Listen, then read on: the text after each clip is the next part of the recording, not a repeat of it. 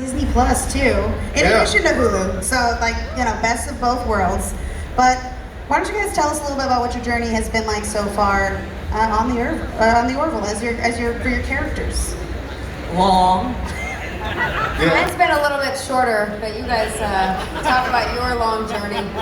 Seth MacFarlane definitely takes his time, right? He's a perfectionist, and so our show takes a bit longer than most, and we really appreciate the crowd and the fans sticking around for us. And the third season, because of COVID, took us 3 years to make. How many of you have had 2 kids since the it was that kind of party? But it was fabulous. This journey has been so wonderful, and you guys have helped us all along. If it wasn't for, you know, reading your messages on, you know, social media, we would go like, why are we doing this? But we know why we're doing this. Thank you so guys. much.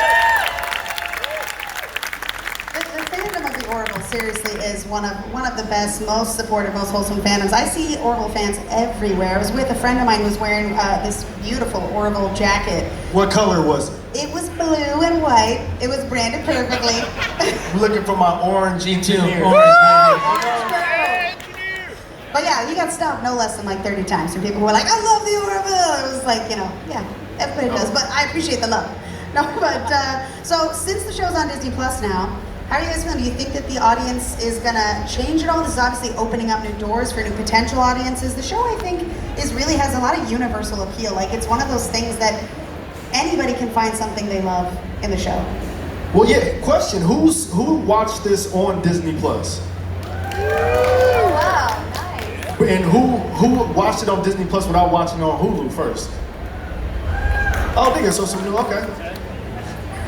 I mean, Well, I think that's a good the thing. sign. I think that means that, yeah. I think that's the thing. We love Hulu, and Hulu's amazing, but Disney Plus has made us worldwide now, and what an opportunity that has been for people to see the show. Yeah, I mean, I think it's interesting because like the platform is obviously changing, and there's going to be, I think the bigger thing is just more exposure, like because not everybody necessarily has both. Well, of course, we're in Bundle Town right now, so everybody who's got the Disney bundle has both. But you know what I mean? Not everybody does, in theory. But it's a really cool show. One of my favorite things about the show is I remember when it first started, it felt like a very clear satire, you know. But I feel like it's kind of evolved into something bigger, you know. Oh my gosh, clearly you were not watching the Orville. I have to disagree. It was never a satire. It was never a spoof. It was science fiction at its best. Truly. At its best. No, it really we have grown, but we've grown in time. Yes. We've grown with the money because we're able to do things like really big and beautiful, and you're now watching movies. Can you agree on that one? So yeah, we have evolved, but we were never a spoof. We were never, It feels like a labor of love. Like it feels like a loving homage. There's the word. I was just gonna say that word. yeah. I don't even know how to spell it. Homage or fromage, like cheese. It's a type of cheese, isn't it? I believe so, yeah. But it's like it has an emphasis on comedy, obviously, with Seth MacFarlane that is, pretty incredibly. I mean, obviously it's hilarious, but it really hits home. It's definitely changed. I mean, I binge watched it when I booked the role, and I would say that the season that we're in has completely, like, gone a little bit in a different way than what I saw at the beginning. Yeah, I mean, it's still funny, but it has a little bit more of a dramatic, more intense kind of overall vibe to it than it did maybe in the beginning. I think, to that point, I think the scope, and this is why Seth is so beautiful, right? The scope is just so much bigger now. And I think what I appreciate about the show is we do have room to do things that are funny sometimes. We have room to do things that are very serious and touch on very serious topics. So for me, one of the blessings of being on a show like that is you get to do a little bit of everything. You know, sometimes you go to a table read and it's nonstop laughter. Sometimes you go to a table read and it's I'm tearing up, you know. So I think it's just to Seth's sort of credit, him seeing the big picture of what he kind of wanted to do with the show. And I think season 3 really is sort of the heart of what this show is going to be moving forward. You can really tell when people are passionate, and frankly, when like nerds make content, because I mean, like they love it. They love it the most. They kind of know what they're doing, and I think the show really is special. Like, what do you feel like is the unique, special part of it that like speaks to you as a performer, that makes you connect with the story that you're telling? I think we are dealing with humanity, and so as a performer, I think that every situation and every character, those of us included, are really real people in real situations. And I think that our audience, we tap into something that you have been through or something you've witnessed, and we've opened room for conversation to at least talk about it. Yeah. Absolutely. Yeah, you can really tackle, it's funny, I think comedy is one of the best avenues for tackling really difficult subject matter, because sometimes it can be tough to address, especially in the entertainment world. And you know, if you're able to laugh at it a little bit, I think it allows people to kind of learn things about themselves that they maybe wouldn't have even considered before. And we're laughing, we're crying, it's a good time, you know? So let's see, going into season 3, if for anybody who maybe hasn't watched the first 2 seasons, what do you think the brand new appeal for new viewers is going to be? Is it going to be one of those things where it's like a new adventure, or how are we feeling? That's what it's called. It's New Horizons. Right. It's got a little colon under the show now, right? That's done. I didn't even see that. I need this for mine. I need that. Yeah, it's just like look. I'm telling you, man. It's 10. Are we 10 episodes? Is that what we're 10. It's 10 hours. It's 10 movies, but that entire thing is one movie. So you know what I mean? And that's what's new about this season, I would say, is it's one entire adventure split up into 10 episotions. But are you saying if they hadn't seen 1 and 2? For potential new viewers who maybe are not caught up yet. I mean, hopefully we've got the ability to binge it all now, but yeah. I would say that each episode and each season is standalone. So you don't have to know what's happening. It's not like a serial where you have to, know what is that about. You will understand what that is about. So I think I would enjoy it as a standalone, especially if you've seen season 3 already, so that you can enjoy it for what it is and not compare it in any way. And one thing I'll say to that too, I don't know if you've binged season 3. I think the episodes are so big and the time length is that extra 10, 15 minutes, they really do feel like films. So I don't know, part of the odd blessing of how long it took to make this season was I feel like we consumed so many things over this last 2-3 years. We just needed something to occupy our space and our mind, to take us away from all the things that were happening. But I feel like we're in a place now where we can really sit and enjoy things. And again, I'm telling you, from pre-production to post-production, the amount of time and love and work that has been put into this show, I just want people to really enjoy it too, because I'm still sort of waiting to watch all of it too, because it's a lot that went into it. So absolutely, I'm very pro spacing it out, taking your time. I think that TV is a medium that's really best appreciated over a bit of a stretch. Get to know the characters, let it sit with them. But speaking to that, we talked about how long it took to get this season made. Obviously, COVID and the world has changed so much in the last few years. Do you think that season 3 addresses unique cultural themes that are relevant specifically to what we've all been through in recent years? A part of me wants to see if Seth has so much money he traveled to the future and came back. Because I don't know how he wrote these episodes. And then we took 3 years to shoot this season. And the stuff that we film is dealing with the stuff that's happening today. It's like art imitating life, but this is life imitating art, because we did it prior to it. But I don't think we'll ever run out of ideas, because season 3 is just an example of how much the world is going through. So I don't think the world is going to stop going through anything. So I think there's so much more to be told and shown. AKA season 4 is what you're saying.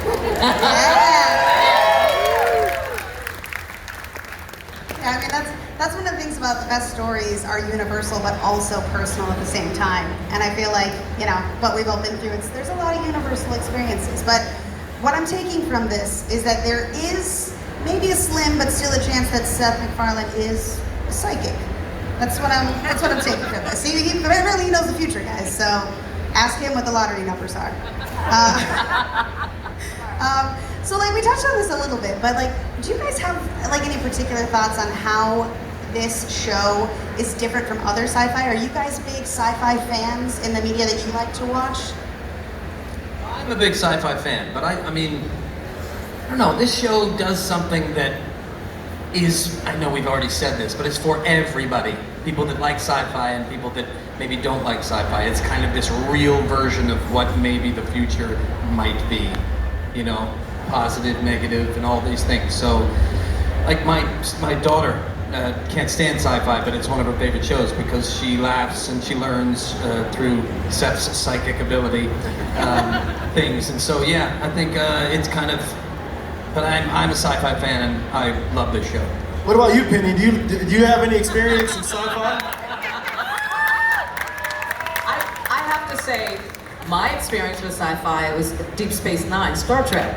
And, but this is different, and I have to agree with Scott.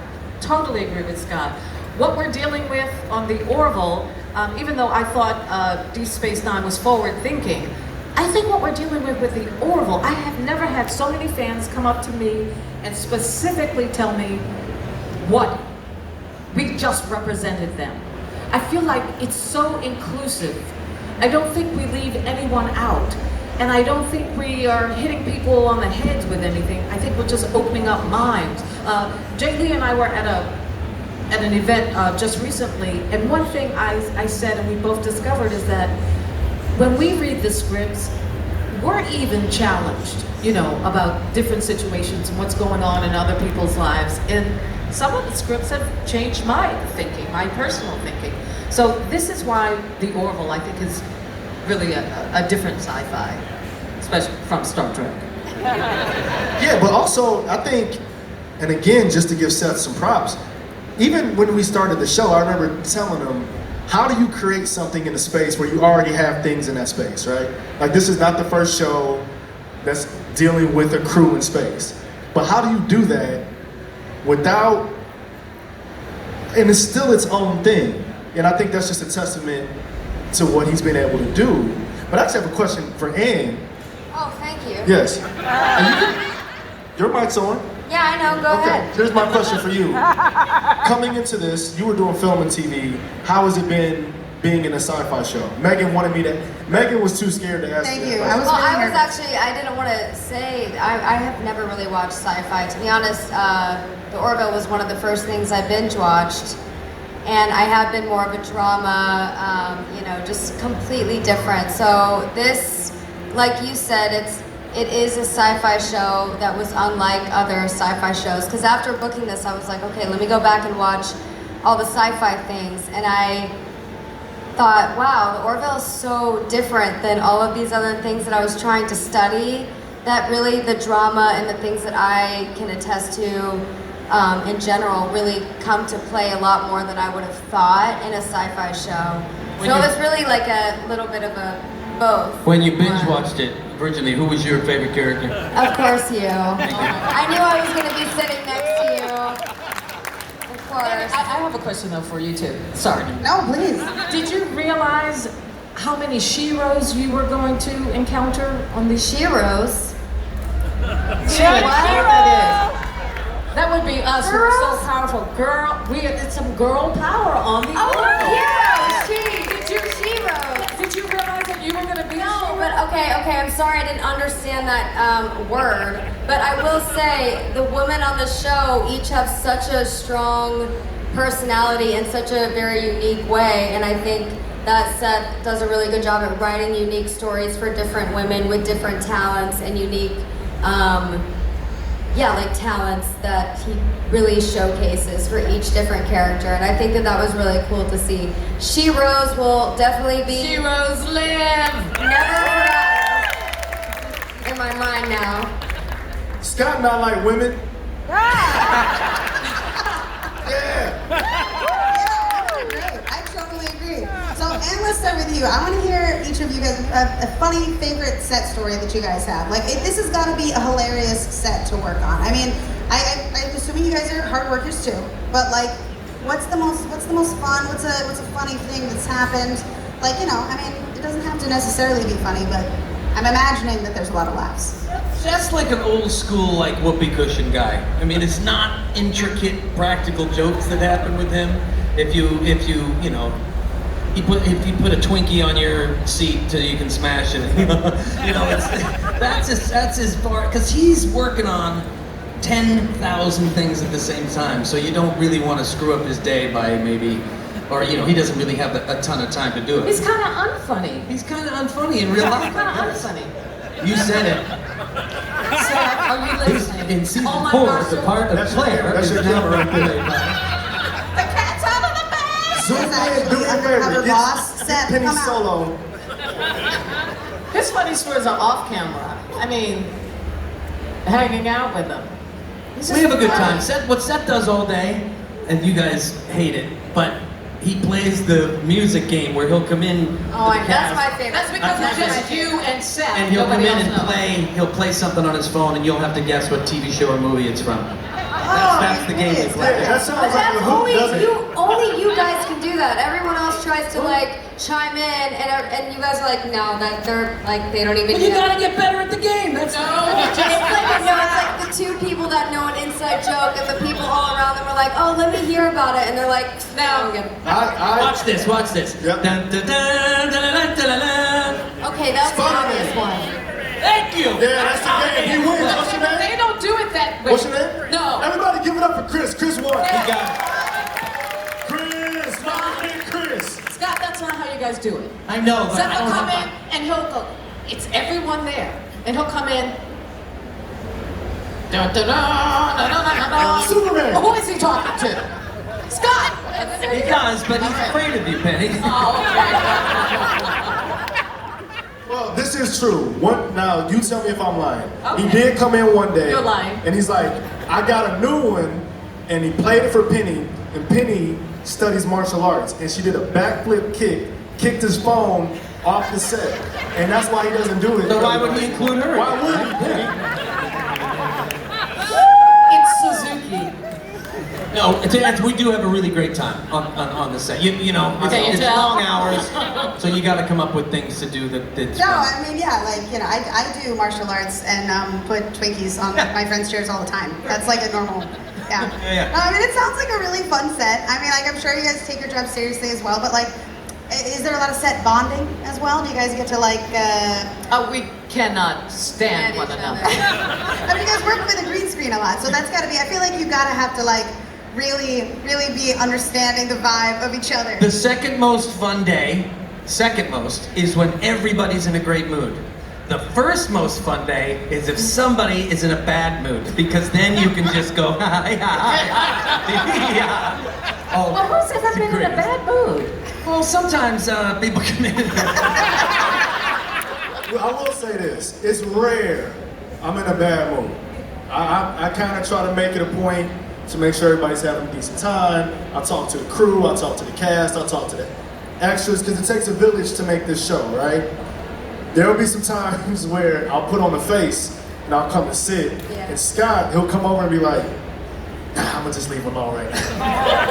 I think Peter was the hardest to understand because he like actually always on set looks like he's in a bad mood as Bortus. Oh yeah, that's So I couldn't really Because of the tell. face. I'm like, is he in a bad mood? He's mostly sleeping. I was gonna say, mostly he's sleeping because he has kids. Wait, a funny story that they were talking about was the ants. The I ants. wasn't Oh my even God. there. I Oh wasn't my even there. But supposedly he had, I don't know, something else. Okay, Scott. I can help you if you want. Ants in the helmet, yeah. So he has this cowl that he puts on every day. It takes 2.5 hours. And guys, think about it. It's glued to his face. It's glued everywhere. And it was in the middle of the summer, and he went to take a nap in his trailer, and ants got inside the makeup head for the rest of the day. So he was in a crap mood. All you saw was him be like, Were the ants not discovered until later, or did we not? he had to go through a They good had to period of the pick day. those ants up, yeah. Yeah, because you can't just take that off. So that's, oh wow, you're in the makeup, ants or no ants? But that was a fun day. I remember a fun day when I finished early and then I came on the set not in a good mood. Because Scott had taken my clothes out of the trailer. I did. And I didn't have anything to wear home. And they thought I was joking. And I said, Scott, you took my clothes. True, I did, yep. And Scott did a poker face and I knew he was lying. And then I found out later you didn't take my clothes. Oh, I didn't? No. That sounds like me, though. No, who took my, Wardrobe. They hit him. Wardrobe hit him under the bed and I felt so bad. Did I make up enough?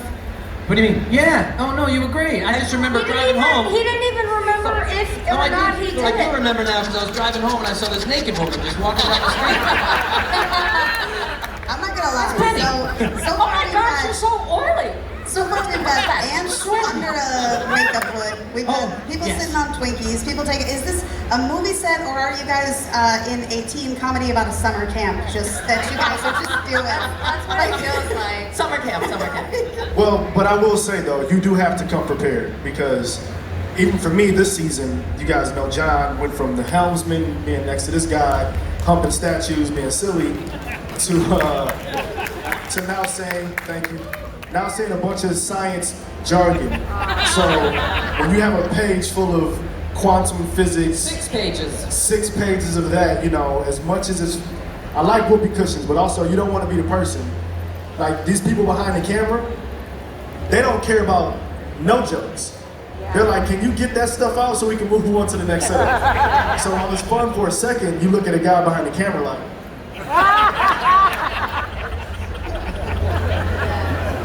you don't want to be that person. No, Jay's really great at that. They gave him the second season it started, right? Where he just had a whole mouthful of stuff to say. And he's right, the crew wants to go home, just be with their families. And he makes it so because he's prepared. So good for you, buddy. I will say I give props to Isaac or Mark because he actually does memorize every single thing that he says, even though he has the opportunity to go back and kind of record it later. But he always knows all of his lines, no matter what, off script. And I think that that's hard to do and should be given some props. Yeah, absolutely. Can I ask Annie a question? Because I think it's very interesting when you come on a show that's already established, and that first day that you came, did you know that we had that much fun? Because your first scene was so serious. I mean, did you think, oh, can I mess up here? Or, I mean... No, wait, are you saying that I didn't think that the set would have fun? No. Did you think that we have a lot of fun or, oh, we I gotta didn't be know, and I serious? really didn't care, to be honest. My initial reaction was do a really good job my first day of set. This is a really big scene. After that, I can just figure it out. I can adapt to whatever the set is, like I've done in other things, and that's just kind of an actor's. On your first day of work, who was your favorite person to work with? I didn't work with you on my first day. Oh my gosh. I don't think I did. I worked, my first scene ever was with, my first scene was with Isaac in the room where I talked about the pancakes. That was my first scene I ever filmed. And then the next scene I filmed was with Seth as the captain, arguing with him, telling him that I wasn't going to do the job. It was a very big day for me, so sorry. This might have been. When did you do the scene when we asked you, all of us were around Isaac, and then you come up and I don't you said, know. I don't know. That one doesn't. That was the first time that we were on this scene. Okay, so see, yeah. wait, what happened to Isaac? Spoiler. Oh yeah, no, that wasn't the first. That was not my first day. Oh, okay, I'll just that's never what I forget because my first day was like one of my 2 biggest scenes for like a big thing. So I was very focused on that. Sorry, Penny, for the letdown of an answer. No, you actually totally answered the question. Okay, great. No, I love it. You're a bunch of professionals who also know how to have a good time. Yeah, it's a good combination. It's a central combination. You gotta respect a place where you get along with your coworkers because that is not always the case. So, Who do you hate working with backstage? listen, I got a list a mile long. I cannot even get into it. All right? No, I'm just kidding. Of course, the whole team's great, but no, I mean this seems like a great time. Obviously, the Orville is an incredible show. You guys are all amazing. I can't wait to see more. If there's an opportunity for season 4, I'm assuming you guys are all super down. I mean, I feel like probably got some interest in it.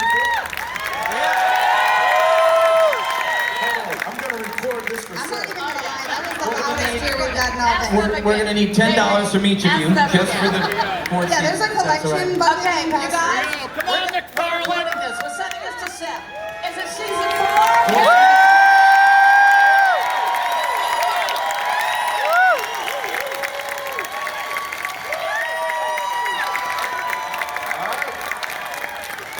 favorite character?